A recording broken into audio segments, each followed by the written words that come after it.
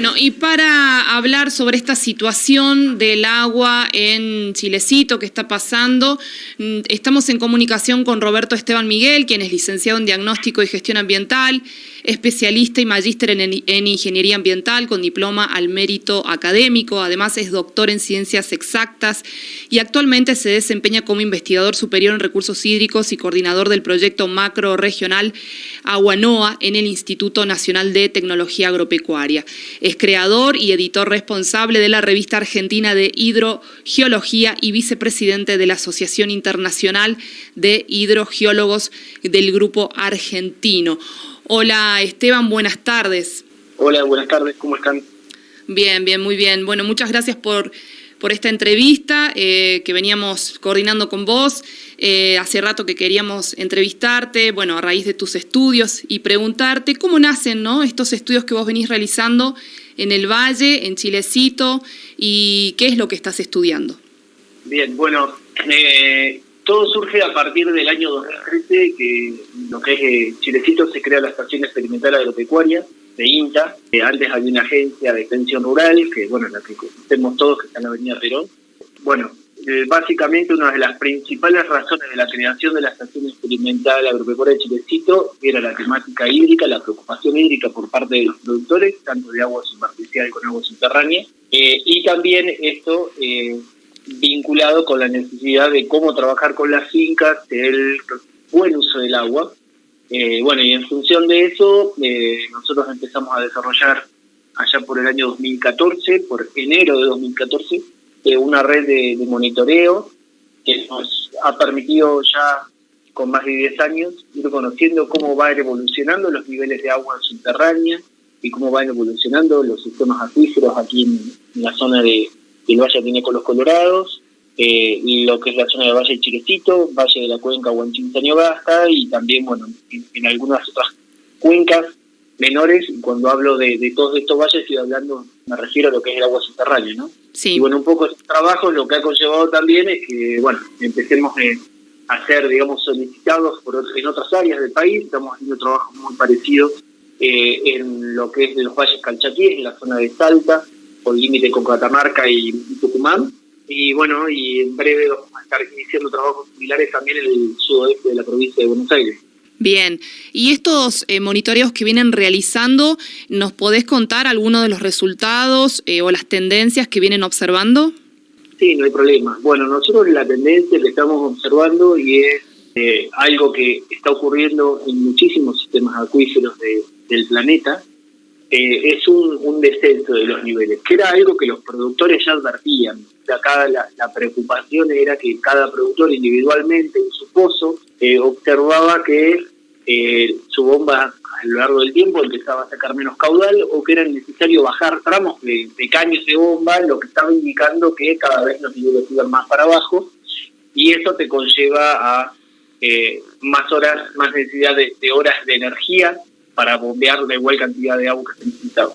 Entonces, nosotros lo que hicimos con esta red de monitoreo, hablando de lo que es el agua subterránea, es empezar a armar una red que tiene aproximadamente unos 120 pozos, que lo trabajamos de manera colaborativa con las empresas y hacemos mediciones.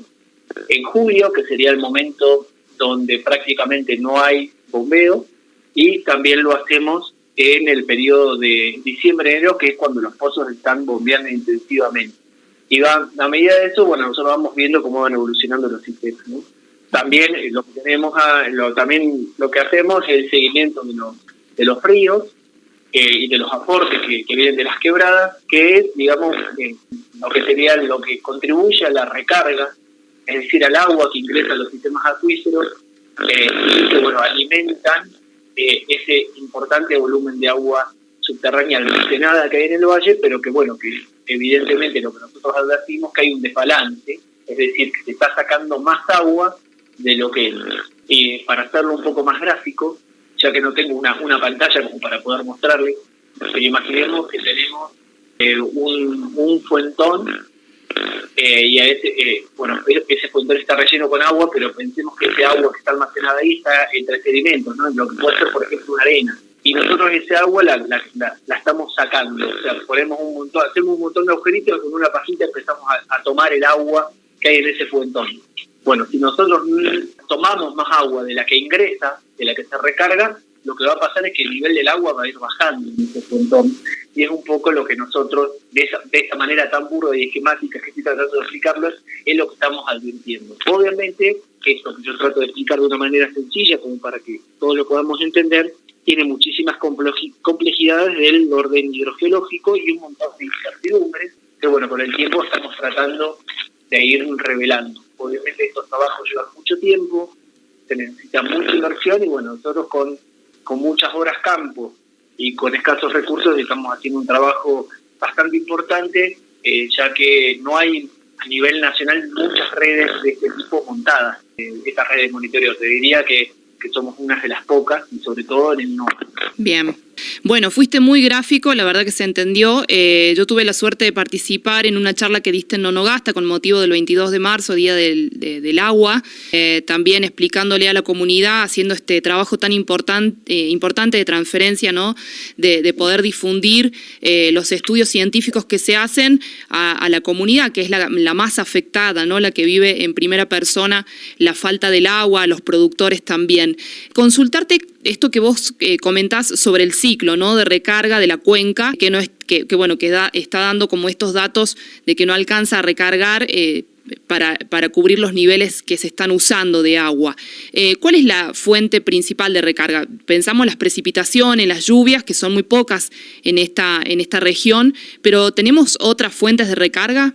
A ver, dentro de lo que es el ciclo hidrológico, que nosotros pensamos en ese grafiquito que, bueno, si ponemos ciclo hidrológico en internet van a aparecer un montón, pero la principal fuente de recarga y de aporte al sistema como ingreso en cualquier sistema hidrológico son las precipitaciones. Después esto, obviamente, dependiendo de la escala que nosotros trabajemos y nos movilicemos, digamos, podemos tener diferentes tipos de precipitación. Precipitación nibia, precipitación sólida como un granizo, la precipitación, digamos, líquida, la lluvia, y a su vez eso va generando dentro del ciclo la formación de arroyos, de manantiales, la posibilidad de que el agua se infiltre, y ese agua que se infiltra en función de las precipitaciones, o pueden ser, por ejemplo, las nieves eternas que se van derritiendo y que bajan por un río, como puede ser el río Miranda, y ese río Miranda pasa a lo que es el cañadón del puente de la Pelea, parte se lo toma para riego y la parte que continúa en algún momento infiltra y nosotros vimos que desaparece. Bueno, ese agua que desapareció en realidad se está infiltrando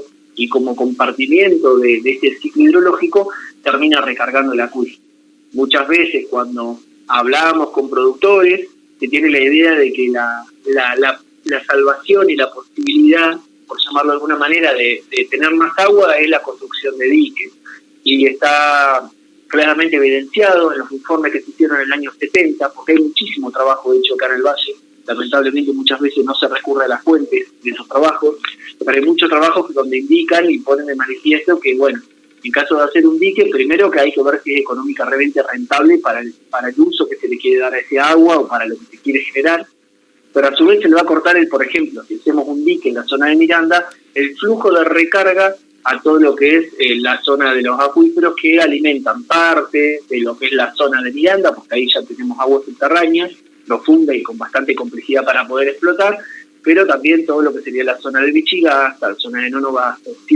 Somos un sistema ambiental y un sistema hidrogeológico complejo, muy vinculado, y las acciones que nosotros generemos aguas arriba tendrán sus implicancias aguas abajo, tarde o temprano. Bueno, consultarte entonces acerca de las precipitaciones del granizo o en forma de nieve que tenemos en nuestras sierras del Famatina. ¿Son importantes para alimentar la cuenca, las cuencas que venís estudiando, o hay otras fuentes también?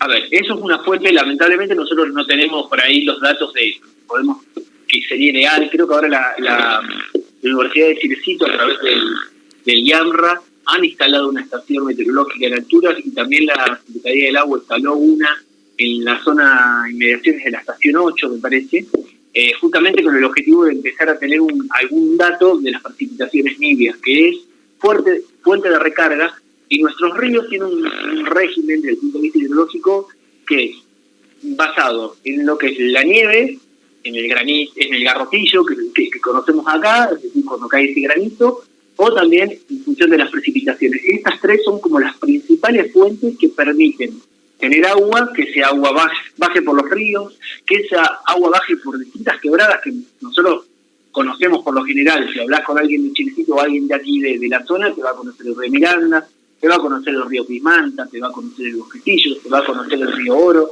te va a conocer el Agua Negra, el río Famatina y alguno el Antinaco. Pero hay muchísimas quebraditas a lo largo de todo este enorme valle que tienen sus pequeños riachos, sus pequeños ríos, que terminan llegando a lo que son como geoformas, los abanicos aluviales, a la salida de las quebradas, y el agua termina infiltrando y recargando los sistemas acuíferos. Ella es la principal fuente de recarga.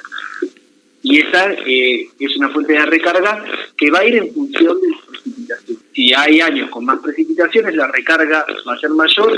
Si tenemos menos precipitaciones, la recarga va a ser menor. Y a su vez, desde el punto de vista del balance, imaginemos una finca, cuando llueve en verano 100 milímetros en enero, bueno, son 100 milímetros de lámina de riego que la finca, si hace un riego controlado, no va a tener necesidad de sacar desde el acuífero. Entonces, es todo un sistema que está hiperconectado y que es hipercomplejo, digamos, para su análisis. Hay múltiples aristas.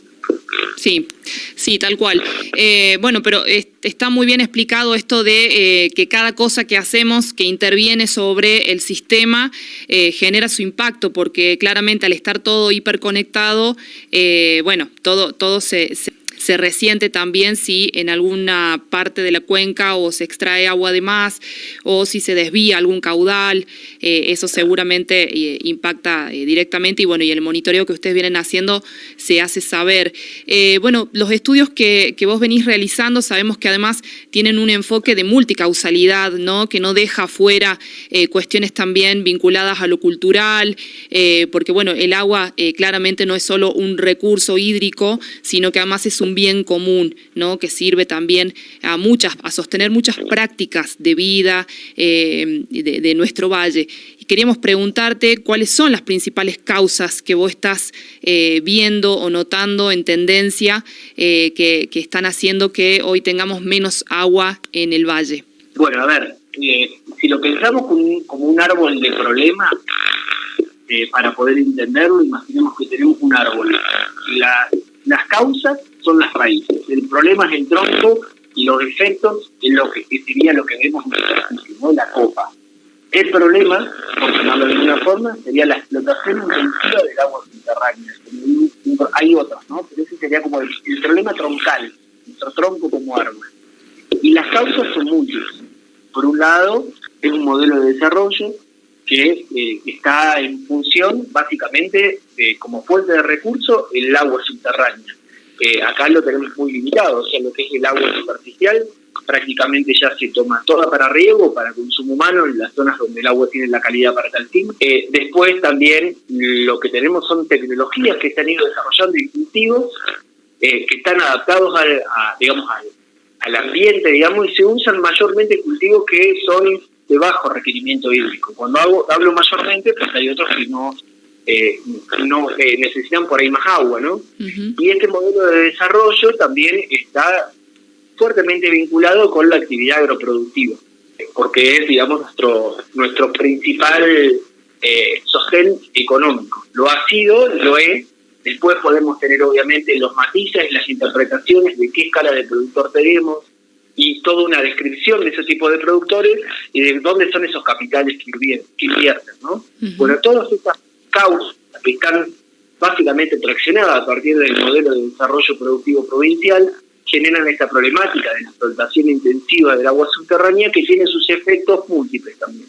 Uno de los principales es la pérdida de reservas de agua subterránea, es decir, que tenemos cada vez menos agua almacenada, pero eso a su vez también lleva aparejado la necesidad de mayor demanda energética para poder sacar agua, uh-huh. Que algunos productores de los años 70 que utilizaban agua de pozo empiezan a ver que su pozo empieza a quedar obsoleto y ahora construir un pozo significan cientos de miles de dólares, o sea, es muy caro poder construir, y eso lo que puede generar son diferentes situaciones: concentración de tierras, es decir, que algunos productores que tienen el capital poder hacerlo, empiezan a adquirir tierras aquellos productores que no pueden sostener su producción.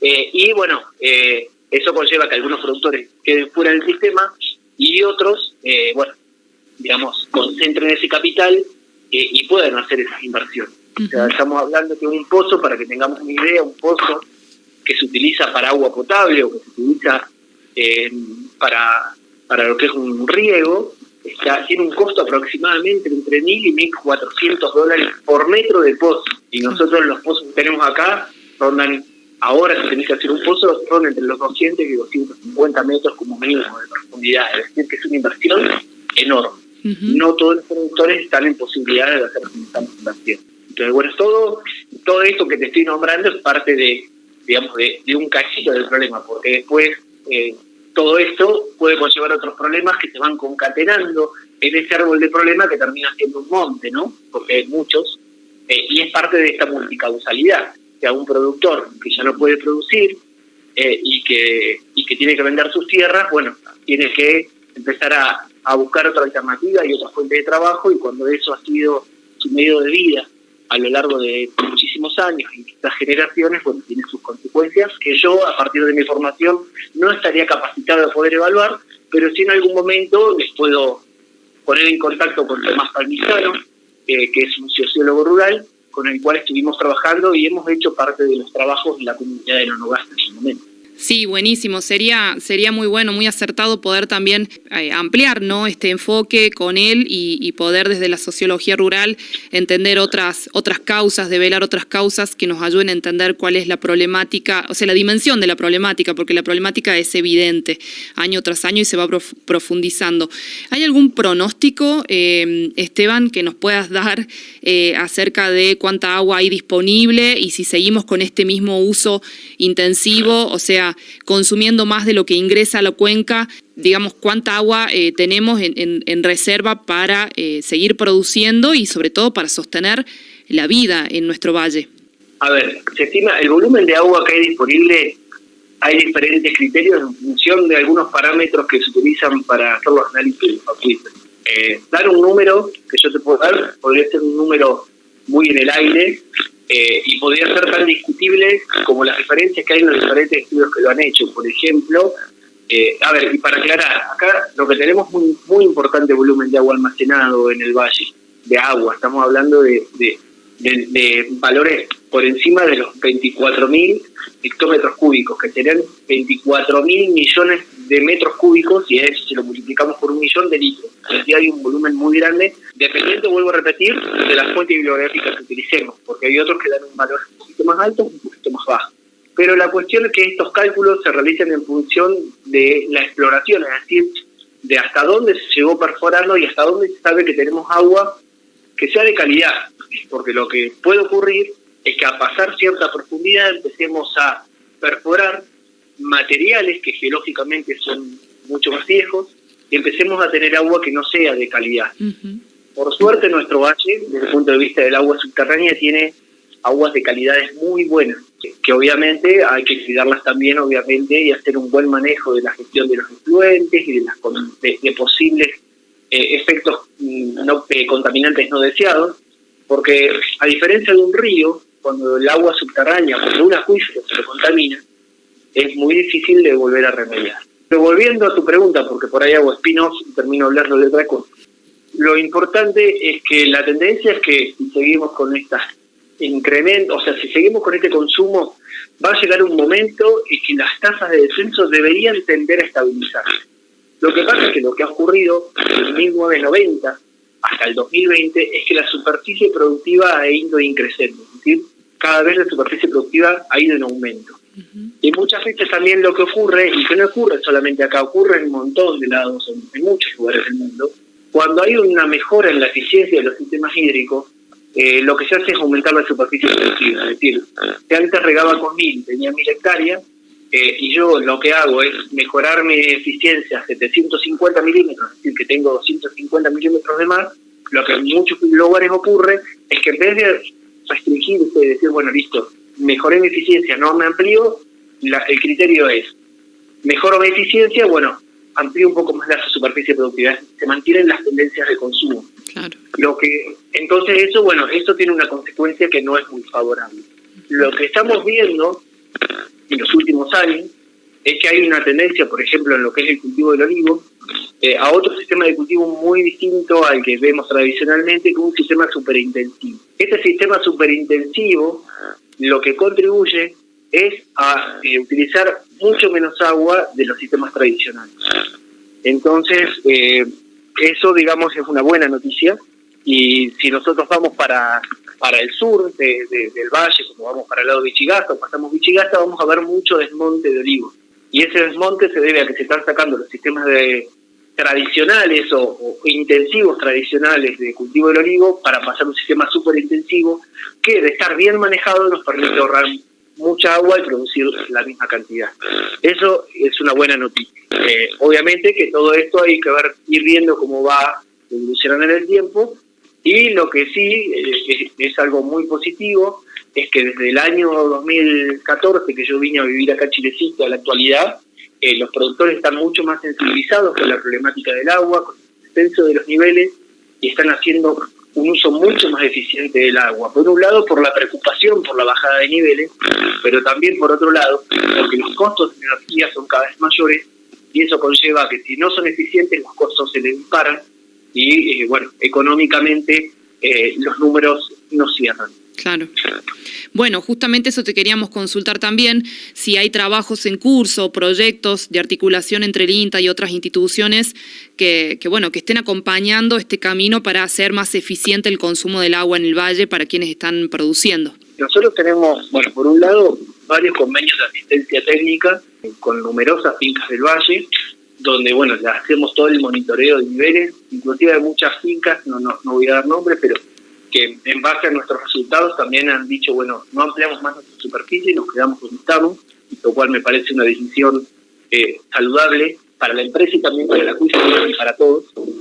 Por otro lado, también trabajamos de manera colaborativa y mancomunada, ya desde un inicio, y ahora se está formalizando, a veces esto lleva tiempo, obviamente con la Universidad Nacional de Chilecito, y también tenemos convenio de colaboración, de trabajos colaborativos con la Secretaría del Agua, que hace falta que nosotros también trabajar con la autoridad de aplicación. Pensemos que los dueños, por llamarlo de alguna manera, del recurso hídrico, es el Estado de La Rioja, y es el Estado de La Rioja el que tiene que dar las autorizaciones para las ampliaciones para la generación o la construcción de nuevos pozos, y es el Estado de La Rioja el responsable de controlar. Nosotros estamos haciendo una tarea que por ahí directamente no nos correspondería, pero sabemos que a veces las órbitas del Estado no tienen los recursos humanos suficientes, y nosotros tratamos de trabajar de manera colaborativa para contribuir a generar información que permita a la toma de decisiones.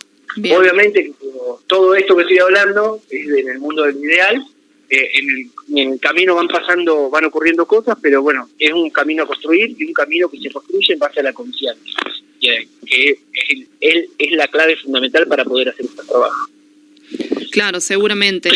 Eso también, ¿no? Nos acabas de responder, te íbamos a preguntar en función del monitoreo y los datos que ya van ustedes relevando, digamos, si esto permitiría diseñar políticas de cuidado del agua, porque acá me surge también otra pregunta tal vez de sentido común, pero que seguramente se comparte con la audiencia esta inquietud. Si el desmonte tiene también relación con con que hay menos agua en las cuencas. El desmonte, de monte nativo, ¿no? Del monte propio de nuestro valle para la producción, que estamos viendo también eso, cómo se va ampliando la extensión, las hectáreas destinadas al monocultivo. En este caso vos lo nombrabas, lo que vemos hacia el sur de nuestro departamento, el cultivo de olivo, sobre todo. Sí, prácticamente lo que son las ampliaciones productivas, básicamente lo que es el olivo y el nogal, son como las que han avanzado fuertemente en los últimos años. La vid se mantiene y en algunos momentos también ha tenido procesos de retroceso debido a una situación coyuntural y bastante compleja, que por ahí no sería yo la persona pertinente para responder.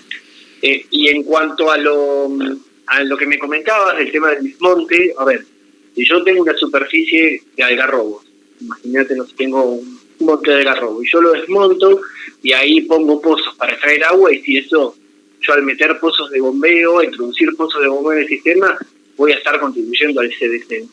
Pero para comentarte también, hay un trabajo muy interesante del año 58, creo que del 58, de Morelos, que es un ecólogo que estuvo trabajando en muchas zonas del NOA. Él nombra en uno de sus trabajos que cuando se hicieron los primeros desmontes en la zona de Catintaco, que se sacaron todos los algarrobales, lo que ocurrió es que el nivel del agua subterránea se elevó 2 metros, es decir, hubo como una recuperación del nivel. ¿Qué quiero decir con eso? Que hay ciertas especies, como por ejemplo el algarrobo, que son ceatófitas mayormente. ¿Qué quiere decir eso? Que con sus raíces alcanzan el agua subterránea y son como pequeñas bombitas, digamos, que sacan el agua de la cúpula, y la forma que ellos tienen de poder generar su copa y generar ese monte. Con esto no estoy diciendo, porque a veces cuando lo he comentado, alguien dice, entonces hay que sacar todos los algarrobos. No, para nada, porque nosotros tenemos que ver esto como un sistema, y obviamente que los algarrobos y todo el monte natural, sobre todo en los abanicos aluviales, generan la posibilidad de que ante una precipitación intensa, claro, tratar de controlar los escurrimientos, ¿no? Y eso es lo que puede también lo que va a ocurrir en algún momento, por ejemplo, en la ciudad de Chilecito. Toda la urbanización que estamos teniendo hacia el oeste de la ciudad de Chilecito, por arriba de las defensas, que por algo se construyeron, sí, en algún momento va a tener sus consecuencias. En el momento que venga una precipitación extraordinaria, esas que ocurren cada 25 o 50 años, Chilecito va a tener sus consecuencias, y sus consecuencias no deseadas tanto en la infraestructura, y esperemos que no lo sea con vidas humanas, porque está el riesgo total, o el riesgo, digamos, cada vez mayor, al urbanizarse en zonas que no hay que urbanizar, de que se genere una crecida extraordinaria, las defensas han quedado obsoletas, y eso, digamos, vulnera a todo lo que es la infraestructura, en este caso urbana de la localidad. Claro, y sin dudas, esto que además tiene sus ciclos, ¿no?, de estas posibilidades de crecidas o de lluvias extraordinarias, suponemos que se complejiza con la crisis climática en curso, ¿no? Vos que estás en el tema, ¿cómo ves el impacto de la crisis climática y sobre todo con esto que nos contabas al inicio de la entrevista, que tiene que ver con sistemas de monitoreo que además ustedes están aplicando en otras zonas? ¿Eso tiene algún impacto sobre lo que ustedes están midiendo? Nosotros lo que estamos observando y lo que hay de datos disponibles, porque esto todo es en base a inversión en investigación. Si no invertimos en investigación, si no controlamos, si no pensamos en estos trabajos a largo plazo, es decir, un estudio hidrogeológico, un estudio hidrológico, cuando más años de datos tengo, más claridad puedo tener de cómo funcionan los sistemas. Con un año solo de datos, por ejemplo, no se puede hacer prácticamente nada.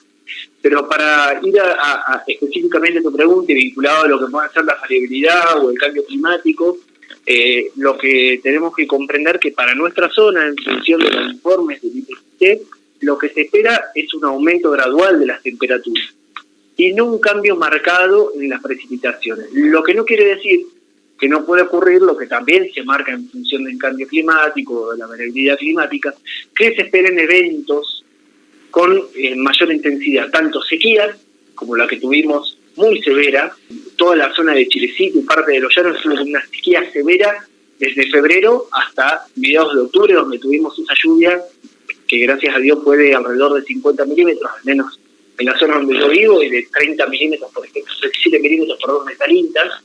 Es decir, eso como que nos dio un pequeño alivio, pero estamos prácticamente en los últimos 3 años con muy pocas precipitaciones, y lo que hemos observado es que en los últimos 30 años hubo un aumento de la temperatura de aproximadamente 1 grado en todo lo que es en nuestro valle. Ese aumento de 1 grado de la temperatura, que por ahí parece mínimo, nos cambia las condiciones de evapotranspiración y la necesidad de requerimiento hídrico de las plantas. Y eso obviamente va a afectar al sistema natural, a las plantas, digamos, locales, a lo que podemos encontrar en el ambiente natural. No soy especialista, ecólogo ni biólogo como para poder dar datos más específicos sobre el tema, pero desde el punto de vista agronómico o agrometeorológico, si yo tengo un aumento de 1 grado en las temperaturas máximas y mínimas anuales, lo que me va a ocurrir es que me va a aumentar la demanda hídrica de los cultivos. Claro. Por lo tanto, va a necesitar más agua para regar. Exacto. Bueno, Esteban, por donde vemos, tenemos complejidad. Sí, sin dudas. Creo que la palabra clave acá también es el depende, ¿no? No todo es lineal, todo es depende y todo necesita ser analizado de la manera